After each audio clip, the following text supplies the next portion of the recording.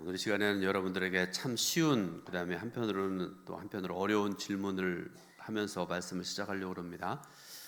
여러분 예수 믿는 것 주위 사람들이 알고 계시잖아요. 대부분이 알고 있으라고 생각을 합니다. 누가 여러분에게 너 예수 믿는다면서 믿음이라는 게 뭐야? 라고 물어본다고 그러면 여러분 뭐라고 대답할 것 같습니까? 우리는 때때로 이런 근원적인 질문을 스스로에게도 해볼 수 있어야 되고요. 그 질문에 대해서 대답도 할 수 있어야 됩니다. 그래야 조금 전에 드렸던 질문에 대해서 자신 있게 그리고 확신을 가지고 대답할 수 있을 것입니다. 먼저 성경 말씀을 읽어볼 텐데요. 요한복음 15장 1절 2절 말씀 같이 한번 말씀 읽어봅니다. 나는 참 포도나무요 내 아버지는 농부라. 무릇 내게 붙어 있어 열매를 맺지 아니하는 가지는 아버지께서 그것을 제거해 버리시고 무릇 열매를 맺는 가지는 더 열매를 맺게 하려 하여 그것을 깨끗하게 하시느니라. 아멘. 여러분, 이 말씀의 중심 내용은 참된 믿음은 열매를 맺어야 된다, 그런 말씀입니다. 그러면 믿음의 열매는 어떤 것일까? 성경에 답이 있는데요. 많이 인용되어지는 갈라디아서 5장 22절 23절 말씀을 읽어드립니다. 오직 성령의 열매는 사랑과 희락과 화평과 오래 참음과 자비와 양선과 충성과 온유와 절제니 이 같은 것을 금지할 법이 없느니라, 이렇게 말씀을 하세요. 우리가 신앙생활하면서 이런 열매들을 맺어야 된다는 그런 말씀인데요. 오늘 말씀 들으면서 내가 맺고 있는, 내가 이미 맺은 열매가 무엇인지 생각해 보시기 바라고요. 아직 아무것도 맺고 있지 못하다 그러면 결단해 보는 그런 시간 되었으면 좋겠습니다. 우리가 믿음하면 가장 먼저 떠오르는 인물 중에 하나가 아브라함입니다. 아브라함은 믿음으로 의롭다함을 받은 대표적인 인물로 성경에 기록되어 있습니다. 다시 말해서 이 아브라함이라는 사람, 모든 믿는 자의 조상이 되었다, 이렇게 말씀을 하고 계세요. 그런 의미에서 아브라함의 믿음은 우리 모두가 함께 추구해야 될 구원과 믿음의 예표라고 할 수 있는 것입니다. 그리고 오늘 본문을 통해서 내가 구원받기 원하느냐 그러면 아브라함의 믿음을 가져라 라는 하나님의 말씀을 들을 수 있을 것입니다. 그러면 아브라함이 어떤 믿음을 가졌기에 그렇게 대단한 인정을 받을 것일까? 저도 설교자 중에 하나고 주일마다 또 새벽마다 말씀 전하는 사람 중에 하나인데요. 설교자들이 믿음이라는 주제를 가지고 말씀을 전할 때마다 아브라함의 믿음을 예로 들지 않는 경우가 거의 없을 정도입니다. 정말 대단한 믿음의 사람이고요. 그래서 그 믿음이 어떤 믿음일까를 우리가 생각을 해봐야 되는데요. 오늘 읽을 말씀 중에도 21절, 22절 말씀 보게 되니까요. 우리가 한번 이 말씀을 같이 한번 읽어보겠습니다. 약속하신 그것을 또한 능히 이루실 줄을 확신하였으니 그러므로 그것이 그에게 의로 여겨졌느니라. 아멘. 아브라함은 어떤 믿음을 가졌다고 말씀하는가 하면 하나님께서 자신에게 약속하신 것을 반드시 지킬 수 있는 능력이 있으시고 성실하신 분이라는 사실을 믿었다는 말씀입니다. 그리고 하나님께서는 아브라함이 가지고 있는 이런 믿음을 보시고 그를 의로운 자라 여기셨다, 이렇게 말씀을 하세요. 우리는 가끔씩 구원받는 믿음에 대해서 혼란을 일으키는 경우가 있습니다. 어떤 경우에는 지도자들이 잘못 가르쳐서 그런 경우도 있고 그런데요. 예를 들어서 이런 거 있습니다. 어떤 지도자가 믿기만 하면 됩니다. 다른 거 생각하지 마세요. 예수만 믿으면 됩니다. 오직 믿기만 하세요 라고 가르칩니다. 반면에 어떤 지도자는 여러분 단순히 믿습니다라고만 하면 안 됩니다. 입으로만 고백하면 무슨 소용이 있습니까? 삶의 변화가 있어야 됩니다. 열매를 맺어야 됩니다. 예수 있는 사람답게 반드시 순종이 뒤따라야 됩니다. 이렇게 가르칩니다. 그런데 여러분, 이런 상반되는 것 같은 말씀 들을 때마다 우리의 믿음과 마음이 우왕좌왕하기가 쉽다, 그런 말씀입니다. 어떤 때는 믿기만 하면 된다는 말에 마음에 쏠리다가 또 어떤 때는 순종해야 되고 헌신해야 되고 거기에 뭘 더하고 뭘 더 해야 된다는 말에 가슴이 더 와 닿을 때가 있다, 그런 말씀입니다. 여러분들에게 질문 자주 해서 죄송합니다. 여러분 어느 편이 돼요? 믿기만 하면 됩니까? 믿음 위에다가 이것도 하고 저것도 하고 그래야 됩니까? 정답은 둘 다 봤다. 예를 들어 보겠습니다. 누가복음 23장 26절 이하에 예수님께서 십자가에 못 박히실 때 예수님 우편에 좌편에 두 강도가 못 박힌 사건 여러분 알고 계시잖아요. 그 중에 오른편 강도가 한 고백이 있습니다. 누가복음 23장 42절 보게 되니까요. 예수여 당신의 나라에 임하실 때 나를 생각하소서라고 예수님 앞에 고백을 합니다. 그 고백 한마디에 예수님께서 그 믿음을 보시고요. 23장 43절 보니까요. 23장 43절은 같이 한번 읽어보겠습니다. 내가 진실로 내게 이르노니 오늘 내가 나와 함께 낙원에 있으리라. 아멘. 여러분 이 말씀 이해가 되시죠? 예수님 오른편의 강도는 성경 어디를 보더라도 아무것도 한 것이 없어요. 뭐 내가 예수님 믿어서 전도해서 뭐 10명을 전도했고 뭐 내가 이렇게 헌신하고 집을 드렸고 뭐 드렸고 그런 거 하나도 없습니다. 신앙의 열매를 맺지 못했고요. 아주 짧은 시간 동안 믿음을 가졌지만 구원받는 것이 확신합니다. 예수님 말씀이 있잖아요. 다른 표현으로 단순하고 순전한 믿음으로 그는 구원을 받았다는 그런 말씀입니다. 또 다른 예가 있는데요. 디모데후서 4장 10절의 앞부분을 제가 읽어드리겠습니다. 대마라는 사람 기억해 주시기 바랍니다. 대마는 이 세상을 사랑하여 나를 버리고 데살로니가로 갔고 이렇게 말씀하고 계세요.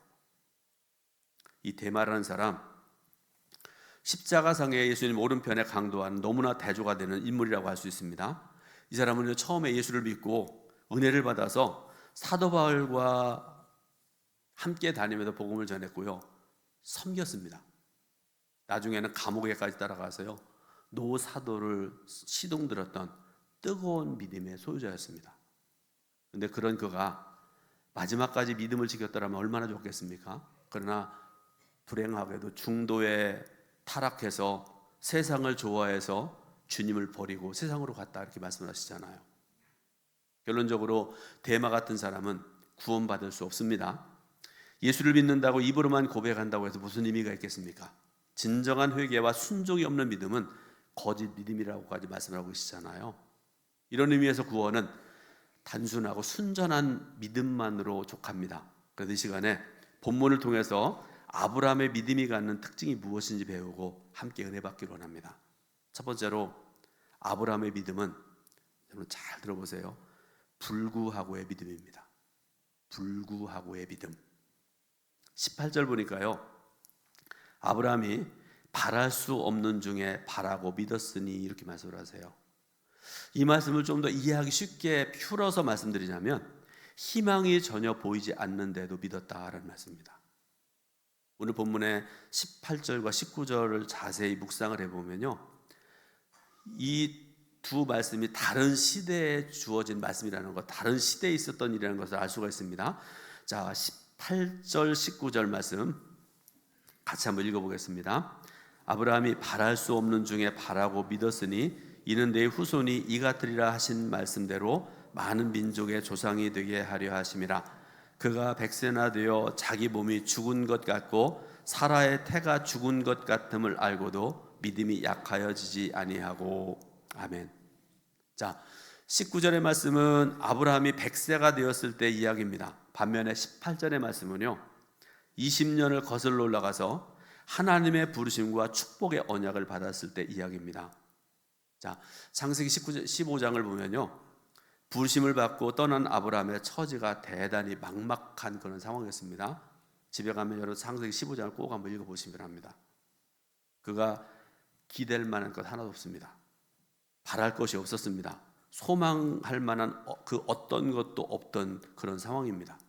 그런데 어느 날 밤에 천사가 그를 찾아옵니다. 그리고 아브라함을 밖으로 불러냅니다. 요즘에 좀 안타까운 것 중에 하나가 밤하늘 쳐다봐도 별 하나 보이지 않잖아요. 불빛이 너무 밝아가지고 그렇습니다. 옛날 한번 연세 좀 있으신 분들 옛날 한번 생각을 해보세요. 밤하늘 쳐다보니까 은 가루를 뿌려놓은 듯이 반짝이는 별들로 가득 찼습니다. 그때 하나님께서 아브라함에게 말씀하시기를 창세기 15장 5절에 하늘을 우러러 뭇별을 셀 수 있나 보라. 네 자손이 이와 같으리라고 약속하셨는데요. 이 말씀을 본문 18절 말씀 보게 되니까 내 후손이 이 같으리라는 말씀으로 간략하게 인용해서 말씀하고 있는 것을 볼 수가 있습니다. 근데 여러분, 가만히 생각을 해보세요. 당시 밤하늘의 별을 바라보던 아브라함에게 하나님의 약속은요, 너무나 황당하게 들렸을 것 같은 그런 상황이지요. 놀림을 당하는 것처럼 언짢은 기분이 들었을지도 모르겠습니다. 고령에 접어든 이 부부의 육체적인 조건, 남편은 100세고 아내는 90세고, 이런저런 상황을 생각해봐도 불가능한 이야기로 들렸을 것입니다. 그런데 하나님은 말씀만 하세요. 그런데 참 놀라운 것은요, 아브라함이 그런 상황에서도 하나님 말씀을 믿었다는 것입니다. 여기에 아브라함이 내 믿음에 갖는 위대함이 있습니다. 이처럼 믿을 수 없는 조건과 상황에도 불구하고 믿는 이 믿음을 일컬어서 우리가 불구하고의 믿음이라 이렇게 말씀드릴 수 있는 것이지요. 하나님 말씀을 빼놓고는 믿을 근거가 전혀 없는데도 믿는 이 믿음을 하나님께서 얼마나 귀하게 여기셨을까요? 그리고 믿음의 사람 아브라함에게 하나님께서 어떻게 응답하셨는지를 한번 생각을 해보시기 바랍니다. 이후로 수천 년, 수만 년 지나는 동안에 그 하나님의 약속이 얼마나 놀랍게 성취되었는지 말로 표현할 수 없을 정도입니다. 자, 하늘에 떠 있는 별들, 뭇별들을 내가 셀 수 있느냐를 물어보시면서 하나님께서 내 후손들이 이렇게 많을 것이다 말씀하셨잖아요. 여러분, 지금 이스라엘 민족이 약 1500만 명에서 2000만 명 정도가 세계 각국에 흩어져 살고 있다고 합니다. 여러분, 그것만 가지고 생각해도 아니고요, 한 번 더 크게 생각을 해보세요. 아브라함처럼 믿음으로 의롭다함을 받는 사람들, 저도 그렇고 여러분들도 그렇잖아요. 온 세계에 예수를 그리스도로 믿고 살아가는 성도들이 1500만 내지 2000만 되는 유대인들보다 100배, 1000배나 많은 사람들이 세계 곳곳에 흩어져 살고 있지 않습니까? 그러므로 사랑하는 성도 여러분, 오늘 저 여러분들도 아브라함의 믿음 가질 수 있길 바랍니다. 불구하고의 믿음을 가질 수 있길 바랍니다. 그래서 100배나 1000배나 복 받으시기를 주님의 이름으로 축원드립니다. 두 번째로 아브라함의 믿음은 확신하는 믿음입니다. 아브라함의 믿음은 약속하신 그것을 또한 등이 이루실 줄을 확신하는 데까지 발전한 믿음이었다. 21절에 말씀하고 계시는데요, 여러분, 확신이라는 말의 뜻이 어떤 사실에 대하여 굳게 믿다라는 뜻을 가지고 있습니다. 어떤 사실에 대해서 굳게 믿다. 오늘 저 여러분들은 예수를 믿는 사람들입니다. 여러분, 예수 믿으시죠? 흔들리지 말기 바랍니다. 확신하시기 바랍니다. 당시 아브라함의 나이가 100세였습니다. 하나님께로부터 의롭다 하심을 인정받은 지 20년이라는 시간이 지났습니다. 그래서 이들 부부의 몸은 하루가 다르게 노쇠해 가는데 약속의 자녀가 생길 기미가 보이질 않아요. 그래서 19절에 보니까 뭐라고 말씀하시는가 하면 자기 몸이 죽은 것 같고 이렇게 말씀하고 계세요. 점점 쇠약해집니다. 허리도 굽어진 거 모르겠습니다만 100세가 됐으니까 한번 생각을 해보세요. 자기의 몸이 죽은 것 같고 라는 표현이 그 심정을 충분히 이해할 수 있는 그런 상황이죠. 완전 절망의 상태입니다. 그런데 여기서 우리가 생각해 봐야 될 것이 있습니다. 하나님께서는 왜 언약을 해주시고 난 뒤에 즉시로 응답해 주지 아니하시고 왜 20년 동안 자식을 주지 않으셨을까? 언약하고 곧 자식을 주셨다 그러면 물론 오늘 언약하시고 난 다음에 당장 잉태해가지고 성령으로 잉태해가지고 이래가지고 10달 만에 딱 태어나면 얼마나 좋겠어요. 여러분, 그런 생각 안 해보셨을까요? 저는 여러 번 해봤습니다만 한번 생각을 해보세요. 아브라함이 가나안 땅에 들어와서 이렇게 살아가고 있는데 가나안 사람들 보니까요, 주위 사람들은 하나님을 믿지도 않는데 자식들을 막 5남매도 낳고 7남매도 낳고 10명도 낳고 잘 살고 있습니다. 그런 모습을 보면서 아브라함 할아버지가 얼마나 부러웠을까요? 그런데 그럼에도 불구하고 하나님께서는 20년 동안 아브라함에게 자식을 주지 않으셨습니다. 그런데 여러분, 하나님의 계획 하심에는 우리가 알 수 없는 오묘한 섭리가 있습니다. 대부분이 그렇습니다. 하나님께서 아브라함에게 그렇게 하신 데에는 매우 깊은 뜻이 숨어 있었다라는 그런 말씀입니다. 아브라함은 모든 믿는 자의 조상이 되어야 될 막중한 위치에 있는 그런 사람이죠. 그래서 그의 믿음은 모든 사람에게 귀감이 되어야 되고요, 불순한 것이 하나도 없는 그런 순전한 믿음이었어야 된다, 그런 말씀입니다. 이런 목적을 달성하기 위해서 하나님께서 택하신 수단이 있으셨는데요, 그를 절망의 상태까지 가도록 하는 것이었습니다. 인간이 기댈 수 있는 방법이나 여건이나 가능성이 다 사라질 때까지 하나님은 끝까지 기다리고 계세요. 그래서 어떻게 됐습니까? 제가 표현적으로 제 표현력이 좀 부족해서 그러는데요, 빈털터리가 되었어요. 아무것도 없습니다. 사람도 없고 돈도 없고 집도 없고 아무것도 없습니다. 그런데 중요한 것은 그런 상황에서 아브라함의 믿음이 어떻게 되는가 하는 게 중요한데요. 자, 오늘 읽은 본문 말씀 중에 20절, 21절 20절, 21절 말씀을 같이 봉독하여 올립니다. 믿음이 없이 하나님을 약속을 의심하지 않고 믿음으로 견고하여져서 하나님께 영광을 돌리며 약속하신 그것을 또 한 등이 이루실 줄을 확신하였으니. 아멘. 놀라운 사실입니다. 이런 상황에서 아브라함의 믿음이 최고로 좋아졌다는 그런 말씀이죠. 하나님께서 기대하신 대로, 하나님께서 원하신 대로 되었다, 그런 말씀입니다. 자, 우리가 주목해야 될 것이 있는데요, 믿음이 성장하는 것은요, 하루아침에 되지 않는다. 그렇죠? 내가 예수를 처음 믿었을 때, 또 10년쯤 믿었을 때, 30년쯤 믿었을 때, 아니면 50년쯤 믿었을 때 날마다 변화되어야 되고요, 더 성숙해져야 됩니다. 그러므로 오늘 저와 여러분들의 믿음이 어제보다 오늘이, 오늘보다 내일이 더 발전하고 더 성숙해지고 더 새로워져서 아브라함처럼 최고의 좋은 믿음의 사람이 될 수 있기를 주님의 이름으로 축원드립니다. 세 번째로 우리의 믿음은 하나님의 은혜로 자라난다는 것입니다. 자, 우리가 반드시 기억해야 될 것이 있는데요, 아브라함이 25년 동안 믿음의 시련을 잘 견디고 확신한 자리까지 발전할 수 있었던 것은 자기의 노력 때문이 아니라는 것입니다. 아브라함의 생애를 한번 가만히 생각을 해보세요. 궁금하시면 창세기 12장부터 아브라함의 생애가 나와 있는 창세기 부분을 한번 쭉 읽어보세요. 그가 믿음이 약해지거나 의심의 덫에 걸려서 고통스러워할 때마다 하나님은 영락없이 그를 찾아오십니다. 그가 의심할 때마다 하나님은 찾아오셔서 언약의 말씀을 재확인해 시켜주시고 그를 격려해 주세요. 그리고 아브라함에게 왜 너 의심하느냐고 나무라신 예도 한 번도 찾아본 적이 없습니다. 너는 왜 후처를 취해서 아들을 낳느냐고 질책하지도 않으십니다.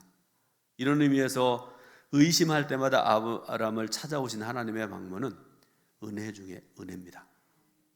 본문 20절과 21절의 말씀 중에 보니까요, 중요한 단어가 나오는데 견고하여져서 확신하였으니라는 말이 나옵니다. 여러분, 이 말씀의 뜻은 믿음은 우리 자신의 힘으로 자라는 것이 아니라 하나님의 은혜가 있어야 자라날 수 있다는 것을 우리가 가르쳐주는 그런 말씀이죠.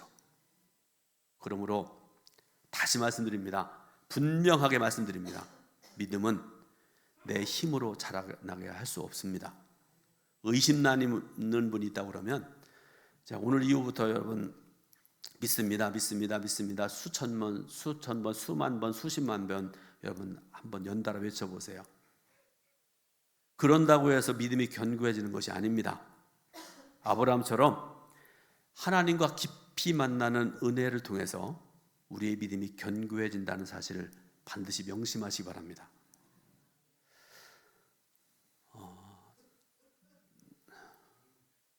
저는 제가 가끔 말씀드리지 않아요. 특별히 저는 게으른 사람이라고 말씀드리지 않아요. 맞습니다. 게으릅니다. 근데 제가 게으른 사람이기 때문에 새벽에 기도해야 된다고 저는 생각을 하고 새벽에 특별한 일을 아니면 빠지지 않습니다.